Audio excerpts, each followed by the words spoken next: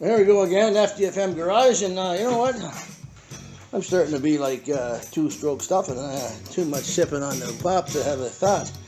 When I put this Polaris hitch on, and I forgot to turn the camera on, but it's fairly easy except for this bolt right here comes up from underneath, and it holds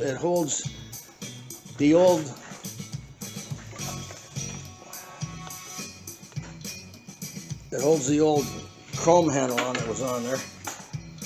And it's basically the same two bolt holes that go on here. And they're easy as hell Torx. I think it's 270 Torx. And then this one just come off fairly easy.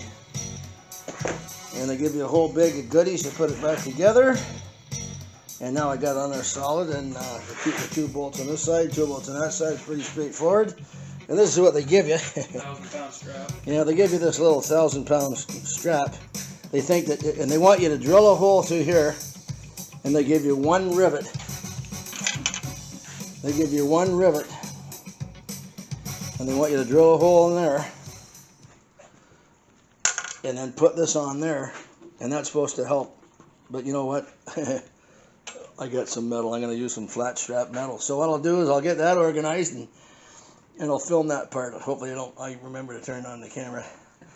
But yeah, that's going to be a beautiful, nice little hitch. And I already had the hitch that comes off my toboggan, my snow toboggan, which was called, it's not called toboggan, it's called something that got a name like that though. It's from Canadian Tire. They're $400. Mm-hmm. Torpedo or something. But anyway, yeah, they're really, really good toboggans, and it's got the solid handle, and it comes to a round thing.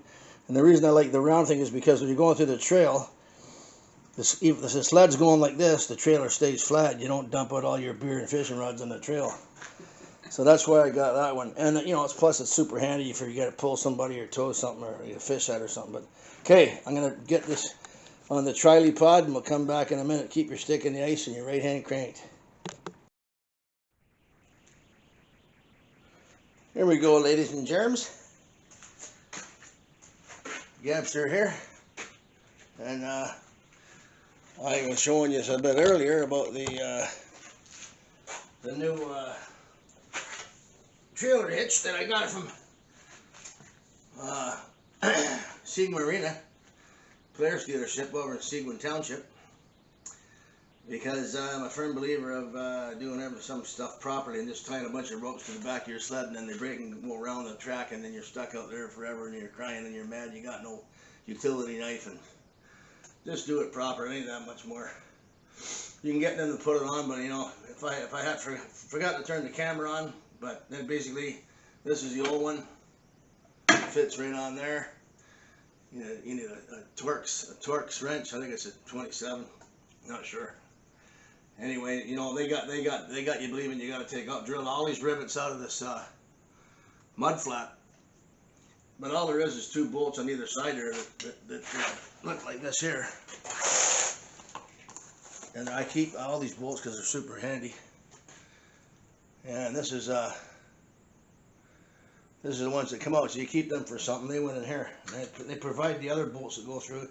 These, the reason I don't reuse these, because these are threaded right in here. These are threaded. Actually, I should put them right back in there, and I won't lose them either. So they're threaded, so there was no nut with them. But you do get the proper nut and bolt with it. Luck nut and bolt. And I'll put them all the rest in there so I don't lose them, and I can maybe one day I'll want this off or something for another machine, and I can put the original one on.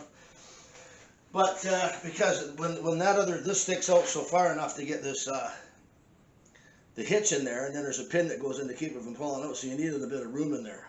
So they gave me this little piece of braided, I guess it's pretty stuff with Kevlar, and it's supposed to, they want you to drill a hole in there and use a rivet, and then a self-tapper to hold that up. All it does is that's supposed to keep your mud flat from flopping and stopping. Like a German brassiere, stop them from flopping. So I'm not going to bother with any of that weak stuff. I'm going to use this here that I just bent. That's a nice soft flat stock.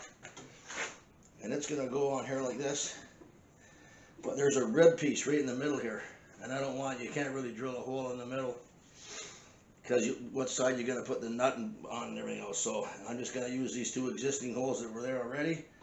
And And since that ain't wide enough for that, I got this piece of ratsa here that I cut. And I'm just gonna, I measured, I stuck a magic marker up from the bottom, marked the 2 holes. And then I'm gonna put this here, and I'm gonna take this, and I cut this and bent that like that. I'm gonna weld this right to here, over there on my table. And when I come back, that'll be welded to there. Then I could just drill the 2 holes through there and cut this off where I want it, right about there. You don't never want nothing sticking out. I was thinking, yeah, let's put another bend in it and put a reflector or a light on there. But no, you catch that on something and you'll be sorry. So you don't want nothing sharp. And this was a little bit overkill, but why not? I got time. It's friggin' 10 or 15 above outside right now, December the 16th.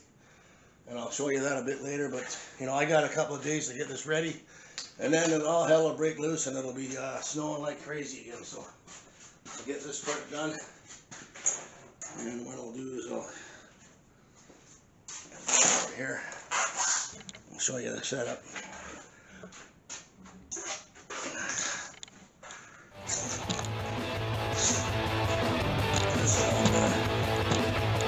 That's how I'm gonna do this.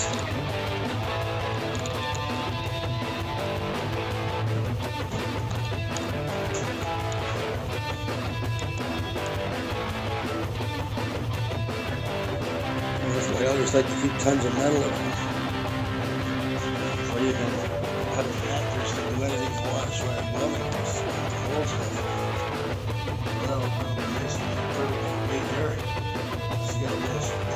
I like to get a set of Santa Claus listening.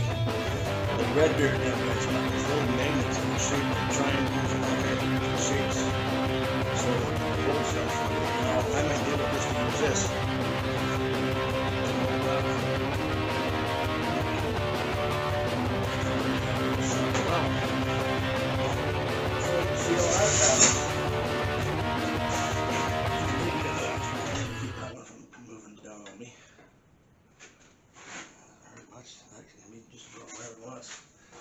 So what we got here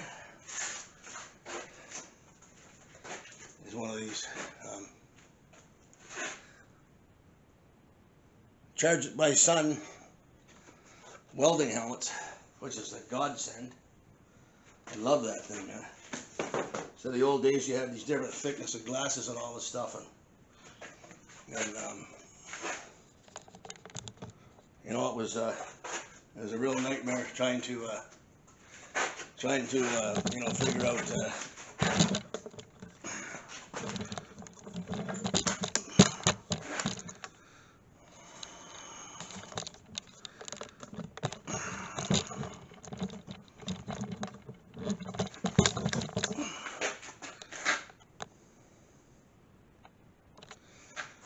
out what thickness you should put on all that.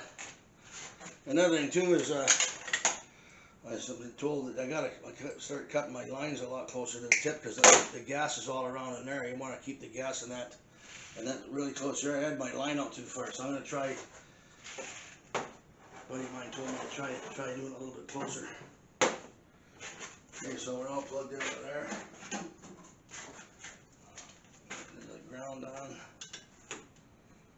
Sometimes that'll screw up your deal too, so go this way.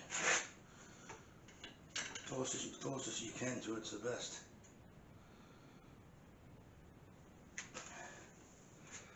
And I'll get that to work. Turn it on. So on this Megpack 180 Lincoln, they got the wire on 5. And they got the heat on, it's an A, B, C, D, E. They got it on B. And I'm gonna try wire at 4. And I'm gonna try the heat at A just to see. Turn the gas on. And I couldn't find any blue shield in this bug tussle. So I just got the regular air gun, whatever you call it. So, MIG welding, you should wear glasses, gloves. but I don't worry about it too much. Make sure you got these helmets lined right up. And there's different darknesses and tensions on the back of the hat and your side to keep it. You see guys on TV go like this and it comes down automatic, so they don't have to use their hand. Let's see if I can get a little spark on it without moving it.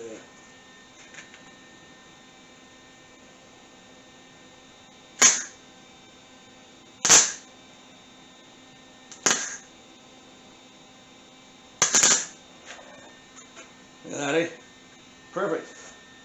I'm glad I turned that down. Let's just do an experiment. Oh, see, it didn't work. Okay, I was tricked. Now I gotta go and I gotta grind this off again because I made a mess. It's okay, live and learn. I guess I gotta turn that heat back to where it was. If it ain't broke, don't fix it. You won't learn unless you try,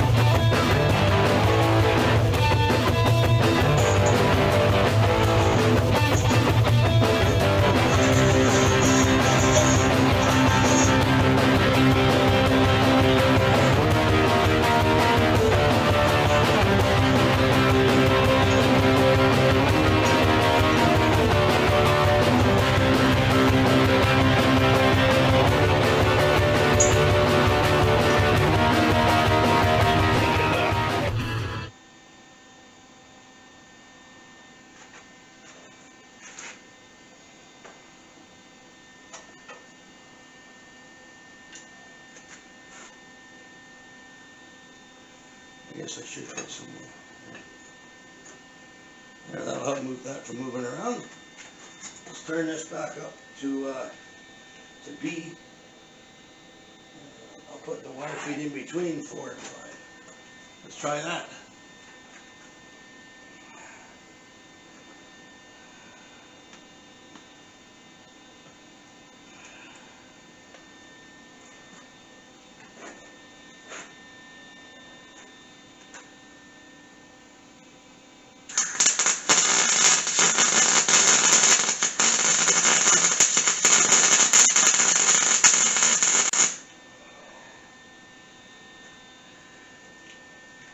Looks good.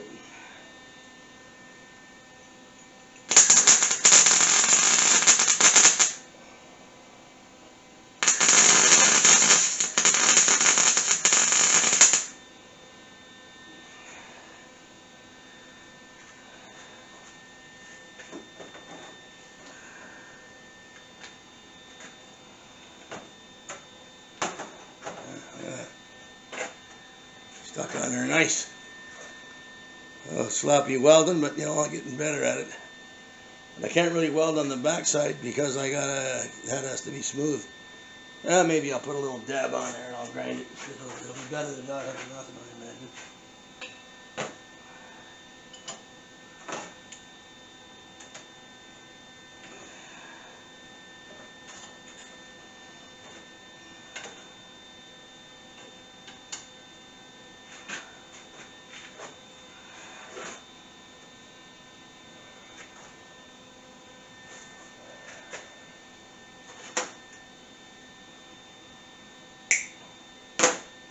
And it was a way better setting.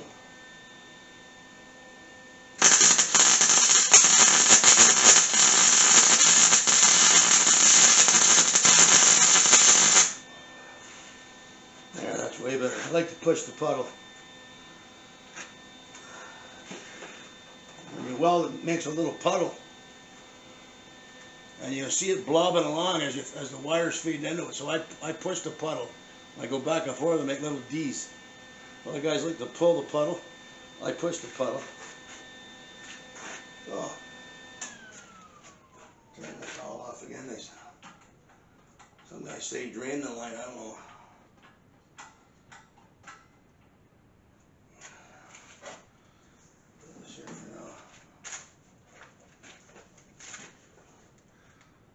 put that down so it faces this lights to charge it. Yeah, that's way better. Almost professional. Not bad, eh?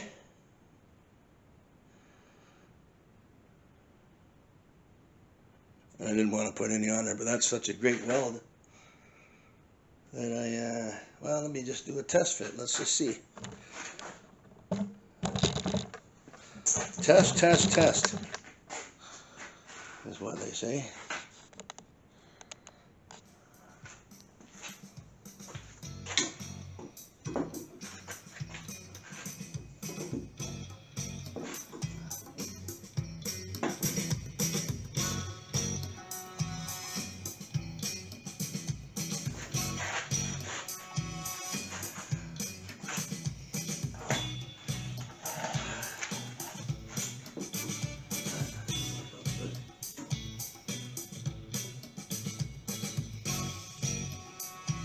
Actually have to sit up this way anyway, so.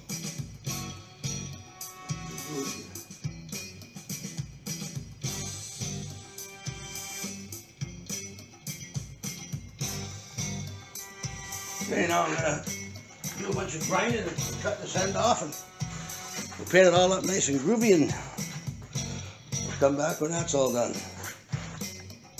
See you in a bit.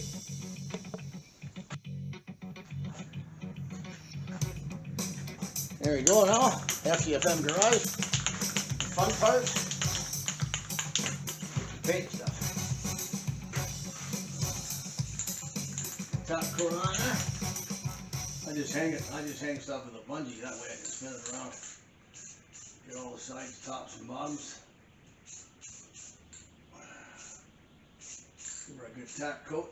I wiped it all off with wax and grease remover first to get all the greasy little hand prints off it. And now, for my next trick, the wife just took off in the truck to go get the mail, and I can't go because there's something in there from Santa Claus.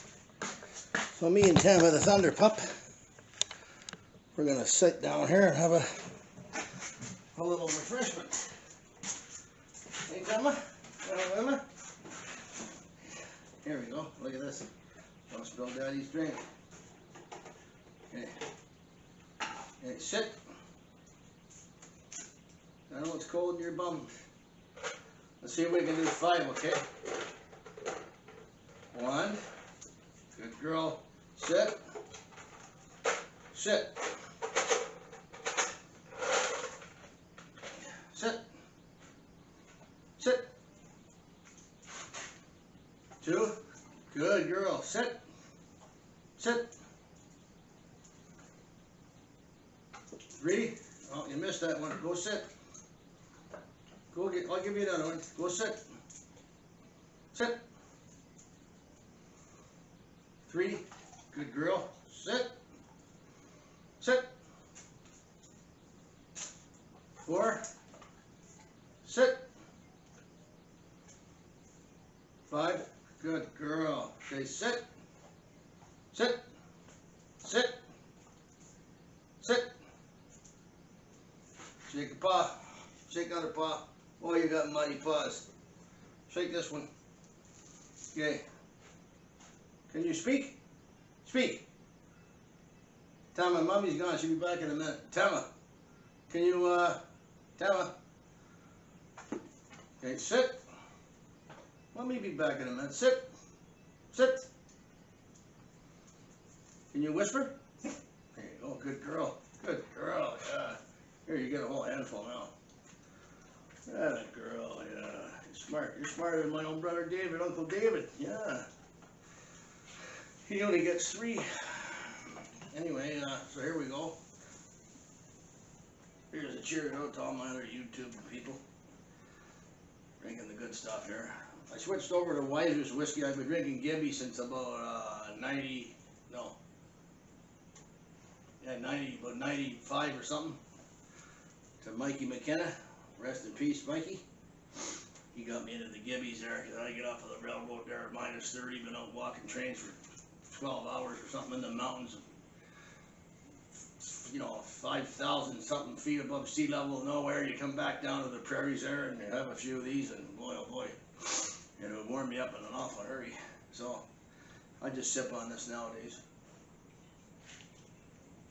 That stuff's so smooth, it's hard to even make a face. But I still always have to have a little bit of water with it. So I got the fire. It was so hot today, it's 10 out there right now, but I didn't even need the heat on, but I'm painting, so I want the shop to stay warm all night. Even though I got the electric baseboard heater on, it never gets any colder than 10, and right now it's friggin' 20 in there. But it'll drop down a bit tonight. I got a little fire going. Time of you stay. Mommy's gone down to get Christmas presents for us. Put another log on the fire. Cook me up some bacon and some beans. Well, that paint there, I used to use automotive paint, so 20-minute flash time, which is about 2 beers. If you're drinking Coors, 2 Coors, and then you throw a cover layer on. Have 2 beers, put another layer on, coat on. Put a coat on, man.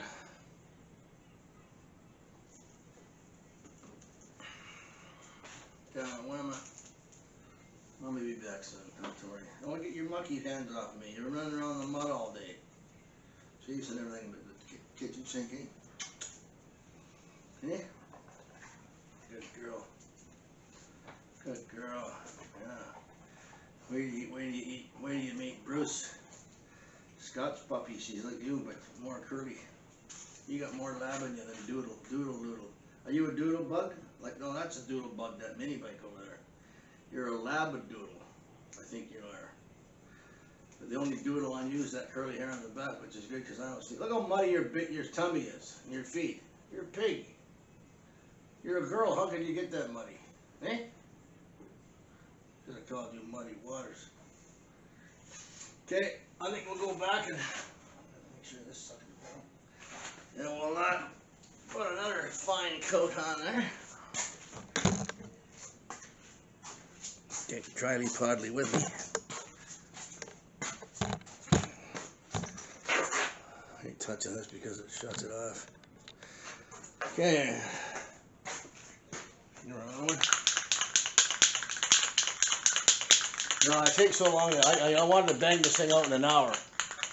And you gotta cut this and fab this and weld this and grind that and then drill the holes and line it up and fit and test and test and fit and test and test and fit. And now I gotta paint it, so maybe I'll get to put it all on after supper. I hate putting stuff on when it's wet.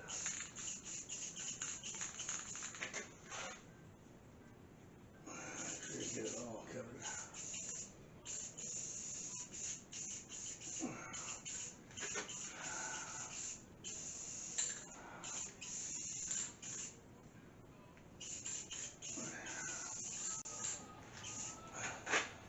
Yeah, good old trim clad. There's a run in every can. Gotta love it. And what I usually do when I go in for dinner, I'll take this over and I'll hang it off my overhead door run slide for the door, and I'll hang it up there, and I drill holes in there so I can hang it a bungee cord, and the heat from the fire. It's still 5 or 6 feet from the fire, but the heat from the fire really bakes stuff on it. Makes for good paint jobs when you're using this crap. This ain't real automotive stuff like I've been using my whole life. Well, I guess one day I could show you some of the stuff I painted. I got all kinds of different ones around here. Actually, here's one right here. This one had my 100 cubic inch. And it was an FXR SSP. They only made them 1 year. So 80-inch Evo on an FXR, but then it had 32-inch fork tubes in a narrow glide configuration instead of the 26 millimeter. They were the Decker tubes, but in a narrow FX front end. But then it had 2 inches longer front forks and 2 inches longer back shocks, which made it like a road race bike. You had more clearance. And I made that into a 100-incher. Well, Ken Jenkins did it at Calgary Harley Davidson, Southern Alberta. Ken Jenkins, JK's Engines did it. And it did the 1/4 mile in 10 seconds with a little fella on it. And that's a thing of beauty there. That's when I was airbrushing. That's a thing of beauty. That's when I was, oh yeah. Here's one here.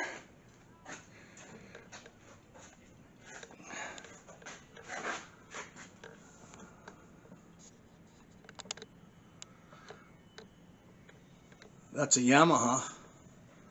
And I painted a traditional Yamaha red and white.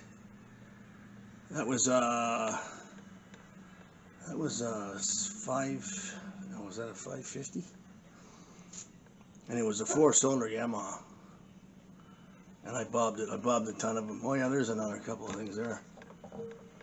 There's a Yamaha one gas tank I did, and then I did that Nighthawk. There's my other. There's that 100-incher there. That was it all together there with this side cover on it. Super Traps. That was nuts, that bike. I could pop wheelies on it in 4th and 5th gears at 80, 90 mile an hour going down to Deerfoot in Calgary. Very, very good. Anyway, oh, Mama's back. So we better shut this off and we'll see what's happening. Catch you later. There we go. Fix that friggin' machine garage. Got that thing all done on there now. So I got the big trailer hitch on there. Goes on there.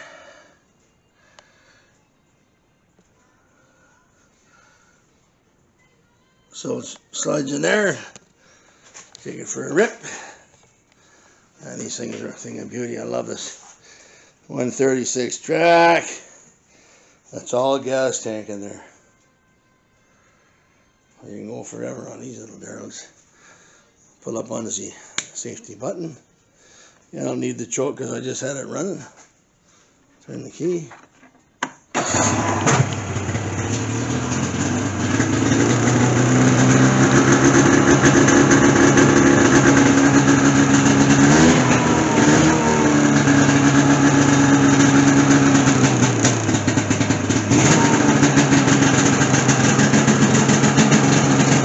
Lights are crazy bright on this stuff.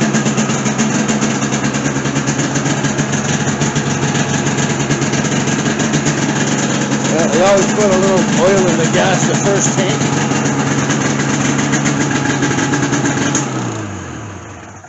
Always make sure you turn the key off too though, because you drain the battery. Anyway, this is it. There's the old Kokosh mini great bike. I just had that running.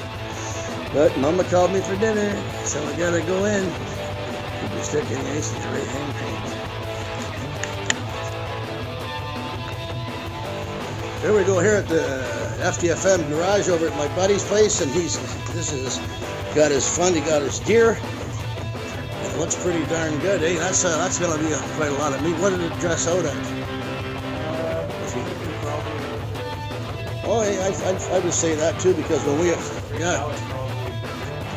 no, I mean, oh really? Because when we were on the pig farm in Pilot Mountain, Manitoba, we had to catch the pigs and weigh them, and then if they weren't up to, I think if they were 200 or less, you put a marker of chalk on them so you wouldn't try to catch the same one cut of wall to weigh them. Yeah. So then, and then the reason they had to be, it might have been maybe more, maybe it was 250, because by the time what you get paid for is not the whole pig, it's what it ends up like this. So I think you got out of 100, maybe a 200-pound pig. I think you only got about 50 or 60 pounds worth of stuff. You know, yeah, that's the way it goes. But this will probably be 50 pounds of meat. Is this a boy or a girl? No, girl. It's a girl, eh? Yeah, I can tell there's no pee-pee on it. Yeah, well, that was all be cut off anyways.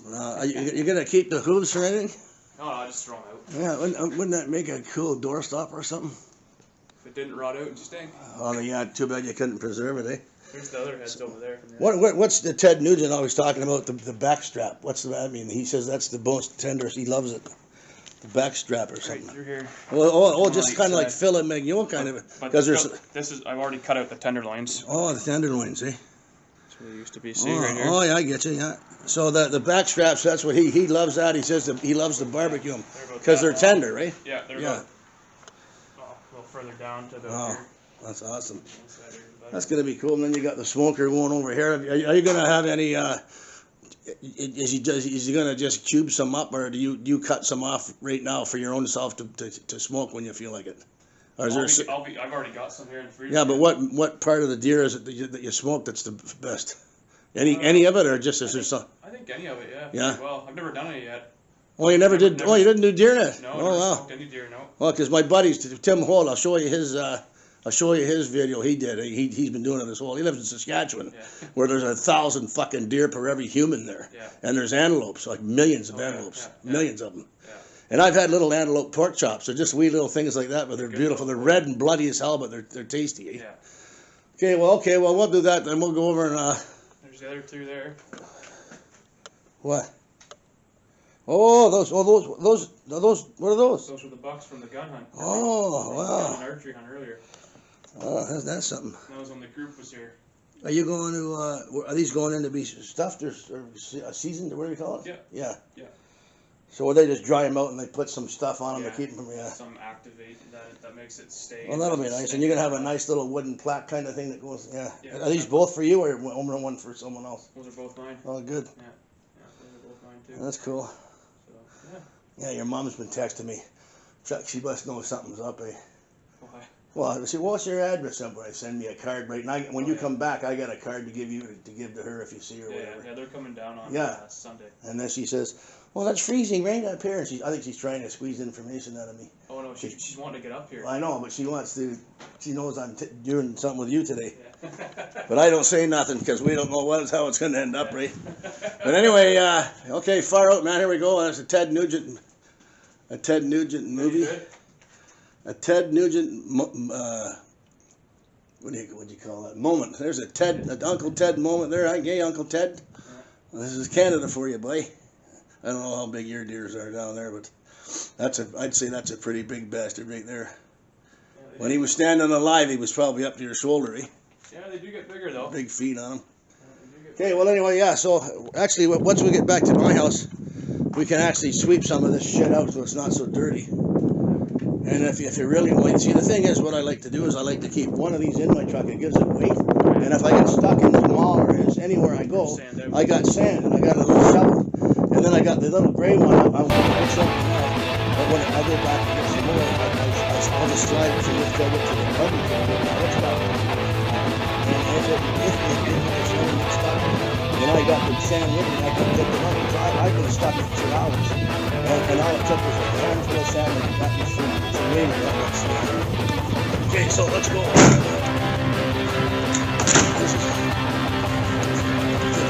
don't think I've been. Oh, look at the new beautiful wood shed you're making. Right on, man. You shouldn't leave your boat right side up. Flip it over before it's next big shit. Because the rain's heavy. Yeah, it looks like you got a little bit of. Yeah, you could put, I guess you could put lattice on the back there just to keep the rain and the shit out of there and keep the front open or something.